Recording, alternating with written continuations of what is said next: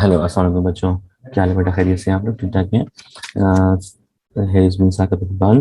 Today we are going to start chapter number 9, vector quantities.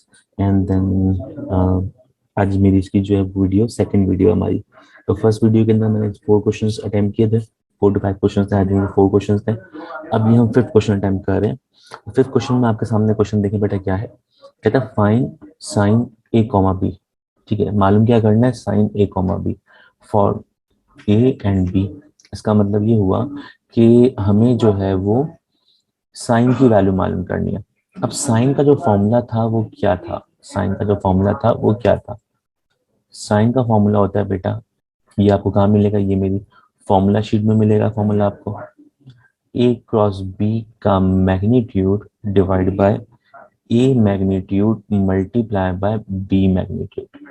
ये formula है किसका? Sign A comma B का, यानी साइन का फॉर्मूला है ये। ए क्रॉस बी का magnitude divide by A magnitude B magnitude. तो सबसे पहले काम क्या करें? ए का मैग्नीट्यूड निकाल दें। तो अगर मैं ए का मैग्नीट्यूड निकालता हूँ तो ए का मैग्नीट्यूड क्या होगा? फॉर्मूला क्या था मैग्नीट्यूड का? X square plus Y square plus Z square. इसका मतलब 2 का स्क्वायर 4, 3 का स्क्वायर 9 और 4 का स्क्वायर 16 एंड देन इस पूरे का रूट। क्या हो जाएगा ये?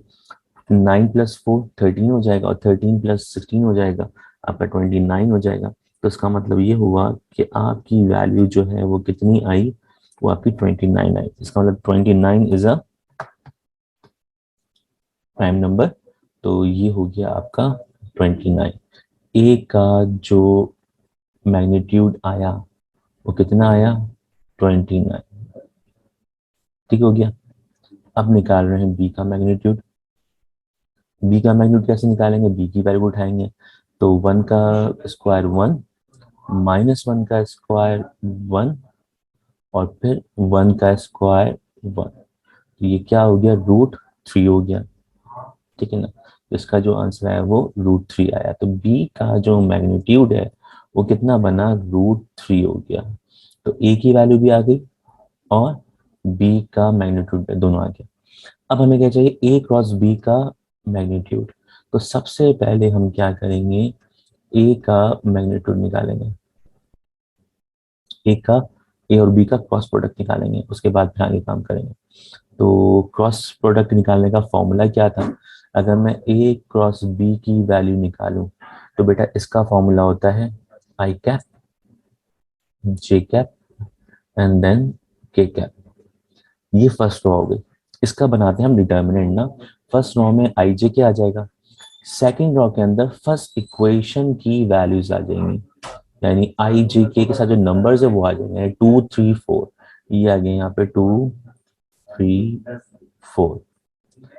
थर्ड रो में सेकंड इक्वेशन में नंबर्स आ जाएंगे, यानी आई के साथ क्या है 1, जे के साथ क्या है -1, और के साथ क्या है 1। ये वैल्यू आ गई आपकी क्या? डिटर्मिनेंट। अब इस डिटर्मिनेंट को आप कैसे सॉल्व किया करते थे? ये फर्स्ट ईयर की डिटर्मिनेंट की प्रॉपर्टी है। सबसे पहले आप निकालते हैं आई, बाहर निकालते हैं। तो ये रॉ, ये कॉलम हो गया कैंसिल। ये 4 वैल्यू बची। इन 4 वैल्यू को आप क्या करते थे? क्रॉस मल्टीप्लाई करते थे, यानी A D minus B C का फॉर्मूला था। तो 3 × 1 = 3, फॉर्मूले का माइनस, 4 मल्टीप्लाई बाय -1 तो -4 हो जाएगा। तो माइनस माइनस क्या हो जाएगा? प्लस हो जाएगा। तो 3 + 4 हो जाएगा। ठीक है। फिर इसके बाद आप निकालते हैं सेकंड वैल्यू बाहर, यानी पहली प्लस में निकलती है, दूसरी माइनस में, थर्ड प्लस में। ये डिटर्मिनेंट का फॉर्मूला था। तो ये हो जाएगा माइनस का जे, बाहर आ गया। अब ये रॉ, ये कॉलम कैंसिल। ये 4 वैल्यू बची, इनको क्रॉस मल्टीप्लाई करेंगे। 2 को 1 से मल्टीप्लाई करेंगे, 2 1 ज़ा 2 एंड 4 1 ज़ा 4, A D minus B C के फॉर्मूले से। देन उसके बाद आपने कहा के आपने बाहर निकाला। इसको मैं मिटा दूं। के आप बाहर निकालेंगे, तो जब के बाहर निकालेंगे तो होगा क्या? ये रॉ, ये कॉलम कैंसिल, क्या बचा? 2 3 -1 ना। तो 2 मल्टीप्लाई बाय -1 इज 2, फॉर्मूले के बीच में माइनस आ गया। 3 1 ज़ा 3। वैल्यू क्या हुई? वैल्यू क्या हुई? ये हो जाएगा 7i। देन ये बचेगा -2, माइनस माइनस क्या हो जाएगा? +2j, और ये हो जाएगा माइनस का 5k। ये आ गया क्या, ए क्रॉस बी।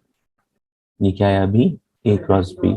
आपको क्या चाहिए, ए क्रॉस बी का मैग्नीट्यूड चाहिए। तो इसका मतलब अगर मैं ए क्रॉस बी का मैग्नीट्यूड निकालूं तो क्या हो जाएगा, मैग्नीट्यूड का फॉर्मूला क्या फॉर्मूला था, रूट, यहाँ पे शो कर देता हूँ, root X square Y square Z square. तो उसका मतलब क्या हो गया, ये 7 का स्क्वायर 49, 2 का स्क्वायर 4 एंड -5 का स्क्वायर 25।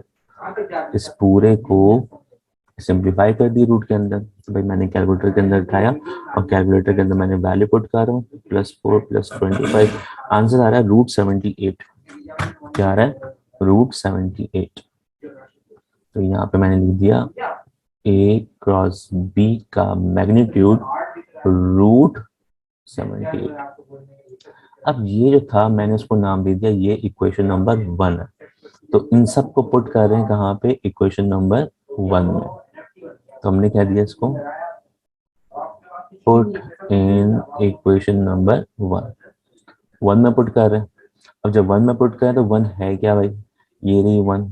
क्या फॉर्मूला था, sign A comma B.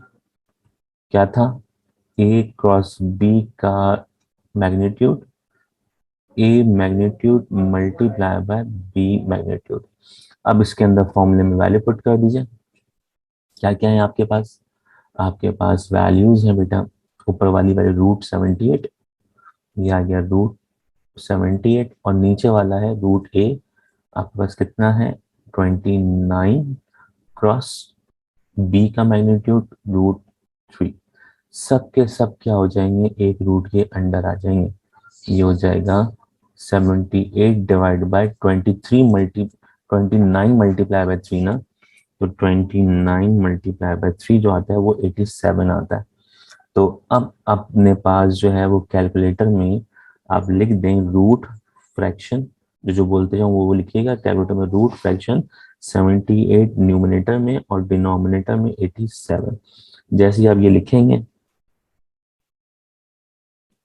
29 three है ना, 29 थ्री 87। तो ये 78 डिवाइड बाय 87, ये आ रहा है 26 डिवाइड बाय 29।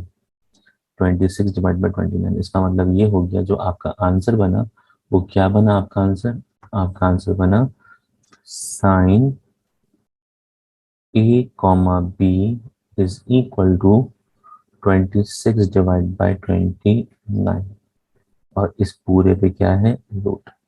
ये हो गया आपका आंसर। अब जब भी कभी भी आपसे ये बोले कि साइन की वैल्यू निकालो, तो साइन की वैल्यू के अंदर क्या होता है, साइन की वैल्यू के अंदर क्रॉस प्रोडक्ट होता है, और क्रॉस प्रोडक्ट के अंदर डॉट प्रोडक्ट आपको मैंने इससे पहले पहले वाले लेक्चर में बताया था, और क्रॉस प्रोडक्ट मैंने आपको अभी इस वाले लेक्चर में बताया। तो ये क्रॉस प्रोडक्ट है, और क्रॉस प्रोडक्ट के अंदर आपने वैल्यू निकाली, क्रॉस प्रोडक्ट के अंदर क्या करते हैं, डिटर्मिनेंट कैलकुलेट करते हैं, ठीक है ना। और डिटर्मिनेंट कैलकुलेट करने के बाद फिर आपने क्या कर दिया, साइन की वैल्यू निकाल दी। तो यहाँ तक तो ये कंप्लीट हो गया आपका ये वाला क्वेश्चन, ठीक है, कोई मसला इसके अंदर। अब आते हैं नेक्स्ट क्वेश्चन में। पास पेपर के अंदर ये वाला क्वेश्चन, ऊपर वाला नीचे वाला, ये क्वेश्चन बहुत आया हुआ है। क्वेश्चन क्या है आपके पास, क्वेश्चन देखिएगा, फाइंड द यूनिट वेक्टर। क्या मालूम करना है, यूनिट वेक्टर मालूम करना है, ठीक है ना।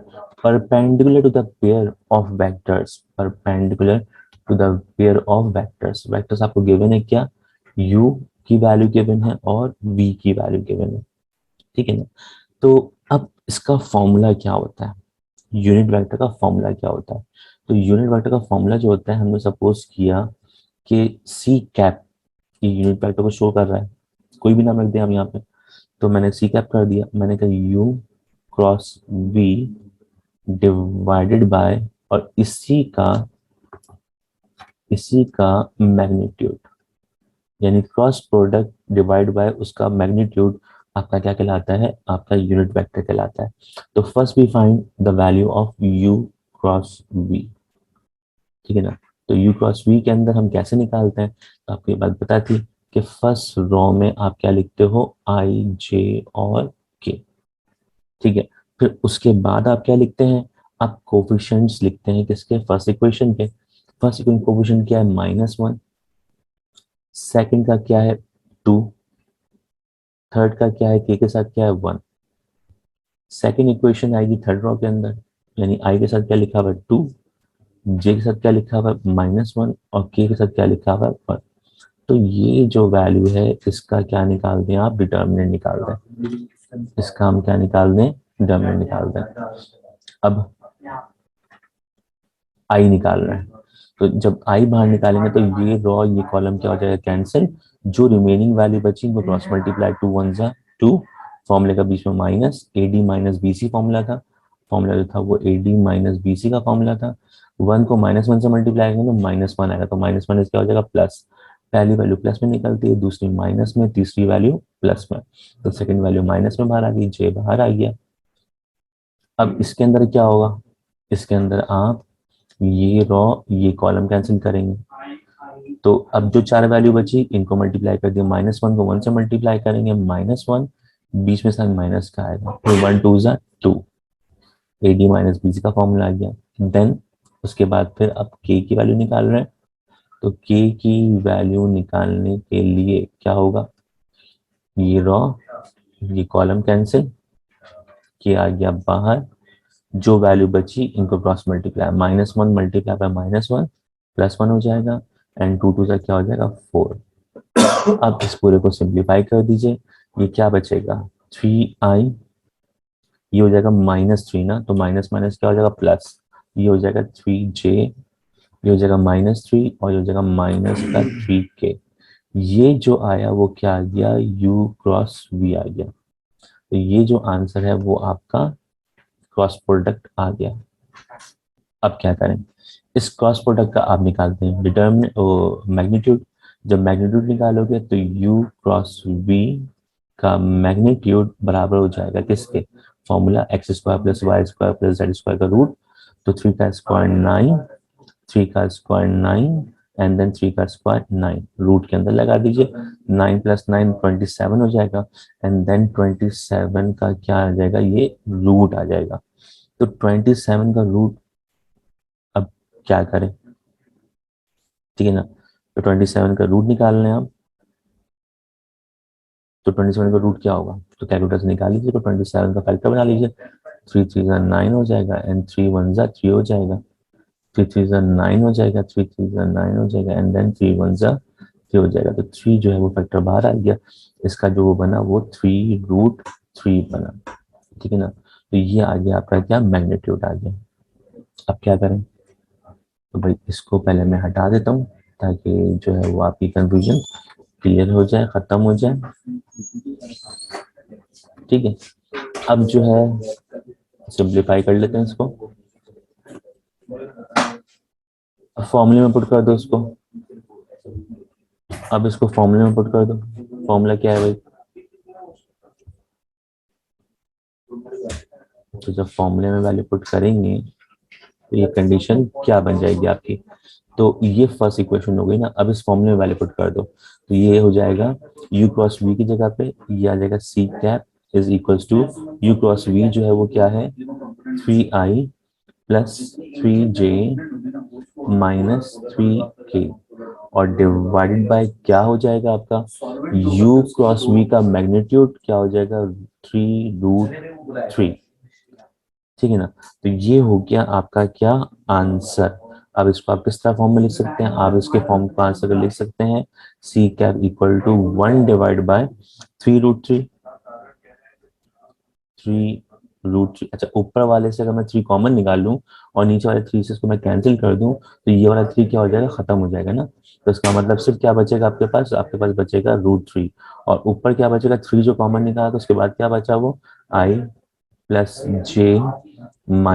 - k, तो ये i cap j cap k cap, ये हो गया आपका यूनिट वेक्टर, ये हो गया आपका आंसर।